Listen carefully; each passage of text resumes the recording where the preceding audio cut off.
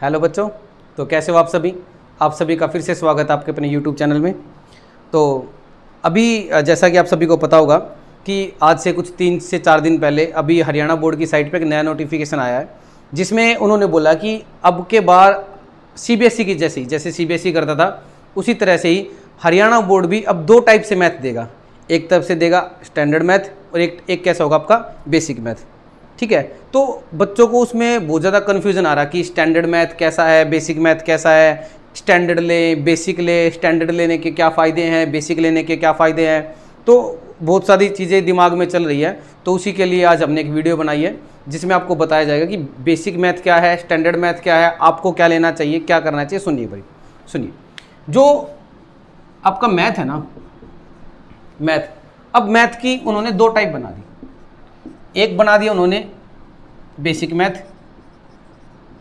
और एक बना दिया उन्होंने स्टैंडर्ड मैथ। ये चीज़ आपकी सीबीएसई में काफ़ी टाइम से चल रही है, पिछले 2-3 सालों से, लेकिन हरियाणा बोर्ड ने अभी भी डाला है, 2-3 दिन पहले ही नोटिफिकेशन डाला है, जिसमें उन्होंने बोला अब की बार हम भी सीबीएसई की तरह ही अपना बेसिक मैथ और स्टैंडर्ड मैथ टाइप में चलेंगे। अब सुनिए स्टैंडर्ड मैथ और बेसिक मैथ का क्या है। सुनिए, अज्यूम कीजिए अगर किसी बच्चे ने स्टैंडर्ड मैथ लिया, ठीक है, अगर कोई बच्चा स्टैंडर्ड मैथ लेता है तो वो +1 में मतलब 11th में और 12th में पीसीएम मतलब फिजिक्स, केमिस्ट्री और मैथ मतलब अपना कोर सब्जेक्ट चूज कर सकता, मतलब एक कोर सब्जेक्ट ले सकता वो मैथ को।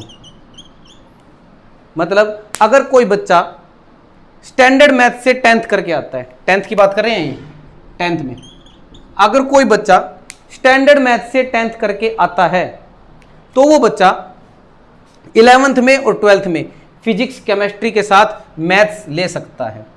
अब पहली बात तो दिमाग में यही आ जानी चाहिए कि अगर आपको +1 में मैथ्स लेना है, आपको पीसीएम से +1 +2 करनी है, तो आपको स्टैंडर्ड मैथ लेना पड़ेगा, ये कंपलसरी है।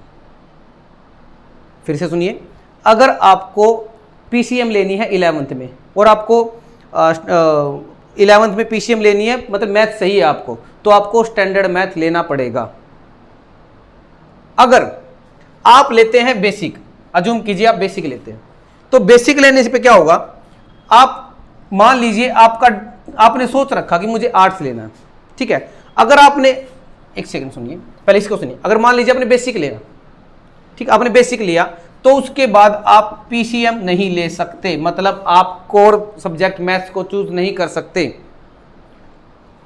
ठीक है। आप फिर उस टाइम पे क्या ले सकते हो, आर्ट्स ले सकते हो और कॉमर्स ले सकते हो, मतलब आप मैथ्स नहीं ले सकते, मतलब यहां पर आप पीसीएम नहीं ले सकते, आप पीसीएम नहीं ले सकते। हाँ, आप मेडिकल ले सकते हो, पीसीबी फिजिक्स, केमिस्ट्री, बायो ले सकते हो।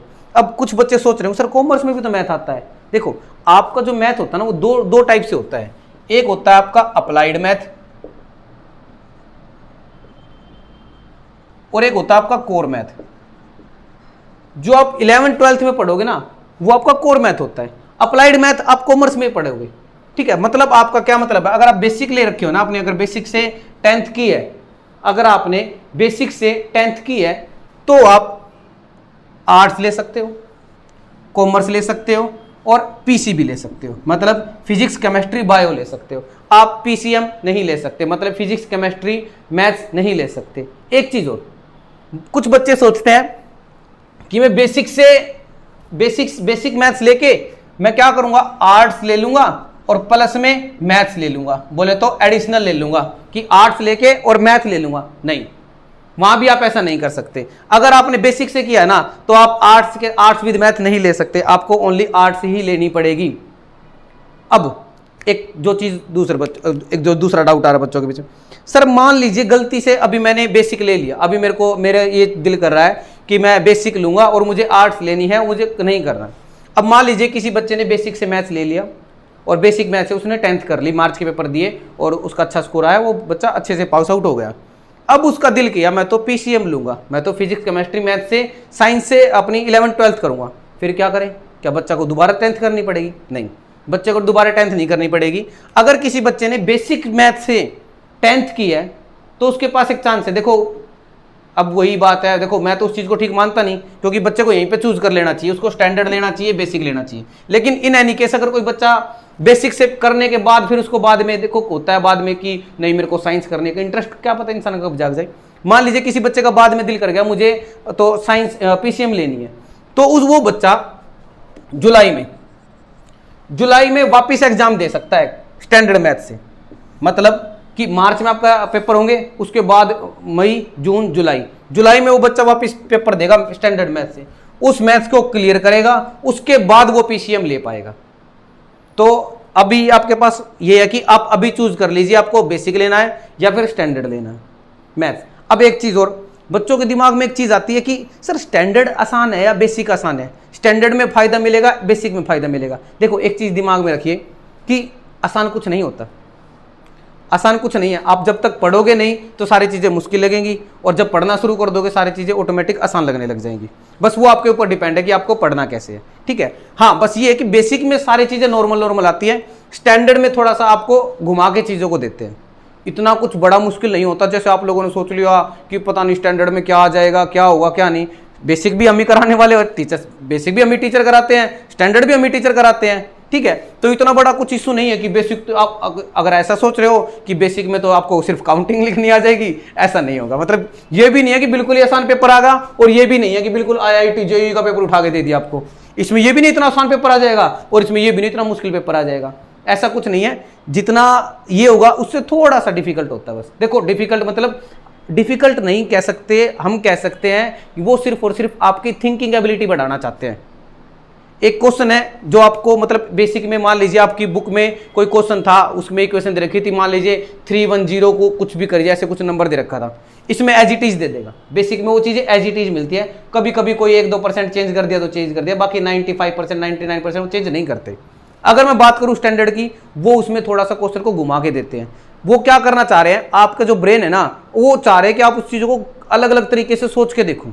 आप उनको अलग अलग तरीके से सोच के देखोगे ना, इससे आपके सोचने की कैपेसिटी बढ़ेगी। अब सोचने की कैपेसिटी बढ़ेगी तो आप जब यहाँ पे जाओगे ना, तो आपको अलग अलग तरीके की सिचुएशंस मिलती है मैथ्स के अंदर, आपको उनको सोचने का तरीका मिल जाएगा। अच्छा मैं इस चीज को ऐसे भी कर सकता हूँ, अच्छा इस चीज को ऐसे ना करूँ तो ऐसे करूँ, तो ऐसे करूँ, तो ये चीजों के लिए स्टैंडर्ड मैथ्स है। तो इसमें इतना कुछ घबराने की बात नहीं है। सर मैं, अब मुझसे बच्चे पूछते हैं सर मैं स्टैंडर्ड मैथ्स कर लूंगा, सर मैं बेसिक मैथ कर लूंगा। भाई आप स्टैंडर्ड भी कर सकते हो, आप बेसिक भी कर सकते हो, बस वो डिपेंड करता है कि आपके बेसिक्स कैसे। सबसे पहली बात, आपके बेसिक्स कैसे। अगर कोई बच्चा, देखो मैं फिर से कह रहा हूं, अगर किसी बच्चे का डैम श्योर है कि मुझे आर्ट्स ही करनी है, मुझे नहीं लेना, बेसिक से ले लीजिए, कोई दिक्कत नहीं है, कोई भी दिक्कत नहीं है। लेकिन अगर किसी बच्चे का डैम श्योर है कि उसको पीसीएम ही करनी है, मैथ से ही करना है, तो भाई वो स्टैंडर्ड की तरफ देखे बिना, जिस गली जाना नहीं उस गली का रास्ता क्यों पूछना, ठीक है। हाँ लेकिन जिसको आर्ट्स करनी है, कॉमर्स करनी है, वो अपना बेसिक ले और अपना नॉर्मली करे। लेकिन जिसको अपनी थिंकिंग एबिलिटी बढ़ानी है, जिसको थोड़ा सा मैथ्स के क्वेश्चन करना अच्छा लगता है, जो ढूंढता मुझे अच्छे अच्छे मैथ्स के क्वेश्चन मिले, वो बेसिक से स्टैंडर्ड मैथ्स की तरफ जाए। तो यही कुछ 3 पॉइंट से कि 2 चीजों में बांट दिया, स्टैंडर्ड और बेसिक मैथ्स में। 2 टाइप का आपका पेपर आएगा, एक स्टैंडर्ड मैथ का होगा, एक बेसिक मैथ का होगा। बेसिक बच्चों को, बेसिक मैथ्स वाले बच्चों को बेसिक मैथ्स का पेपर मिलेगा, स्टैंडर्ड मैथ्स वाले बच्चों को स्टैंडर्ड मैथ्स का पेपर मिलेगा। अब जो बच्चे, मान लीजिए किसी ने गलती से बेसिक ले लिया, बाद में वो चाह रहा कि मैं मैथ्स लूँ, तो कुछ नहीं है, वो जुलाई में एक बार फिर से पेपर दे के स्टैंडर्ड मैथ्स का वापस ले सकता है। लेकिन मैं फिर से यही कहना चाहूंगा कि आप अभी चूज कर लीजिए, आपको बेसिक करना है स्टैंडर्ड करना है। तीसरा, अब मान लीजिए कुछ बच्चे सोचते हैं कि आर्ट्स प्लस मैथ्स ले लूंगा, मैं बेसिक से करके आर्ट्स प्लस मैथ्स ले लूंगा। आप नहीं ले सकते ऐसे, आर्ट्स प्लस मैथ्स नहीं ले सकते। आप आर्ट्स ले सकते हो लेकिन उसके साथ मैथ्स नहीं ले पाओगे, क्योंकि मैथ्स आपका कोर सब्जेक्ट हो जाएगा। हाँ कॉमर्स में आपका कुछ मैथ्स होता है, लेकिन वो अप्लाइड मैथ्स होता है, वो बेसिक के साथ चला जाएगा। लेकिन ये करने के लिए आपको स्टैंडर्ड की ही जरूरत पड़ेगी। एक चीज और, अगर मान लीजिए कोई भूल गया तो जुलाई में पेपर, सॉरी अगर किसी ने गलती से ले लिया तो जुलाई में पेपर देके वो कर सकता है। और ये चीज बिल्कुल दिमाग से निकाल दीजिए कि ये बहुत आसान होगा और ये बहुत ज्यादा मुश्किल होगा। अगर नहीं करोगे तो ये भी मुश्किल है और ये भी मुश्किल है, और अगर अच्छे से कर रहे हो तो ये भी आसान है और ये भी आसान है। पढ़ाने वाले हम ही हैं, इसको भी, बेसिक को भी हम ही पढ़ाएंगे और स्टैंडर्ड को भी हम ही पढ़ाएंगे। तो इस चीज़ में घबराने की कोई जरूरत नहीं है। आप आराम से सोच समझ के चूज कीजिए कि आपको करना क्या है। बेसिकली अभी जैसे हम पढ़ाते तो कोई भी काफ़ी बच्चों को देखते थे, सर उनको 10th क्लास कंप्लीट भी होता है, उनको पता ही नहीं होता था उनको आगे जाके करना क्या है। अच्छी बात है, बोर्ड ये चाह रहा है कि आप 10th क्लास के अंदर इतने मैच्योर हो जाओ, आप 10th क्लास के अंदर ही इतने मैच्योर हो जाओ कि आपको पता रहे कि आप आगे जाके आपको करना क्या है। तो आप सोच लीजिए आपको क्या स्टैंडर्ड लेना है, बेसिक लेना है, और इतना ही है बस। तो ज़्यादा इसमें कुछ आपको घबराने की जरूरत नहीं है। आराम से आप सोचिए कि आपको मैथ साइंस लेना है, सॉरी PCM लेनी है या PCB लेनी है, आर्ट्स लेनी है, कॉमर्स लेनी है, बस इतना सा है। ठीक, थैंक यू, धन्यवाद, जय हिंद।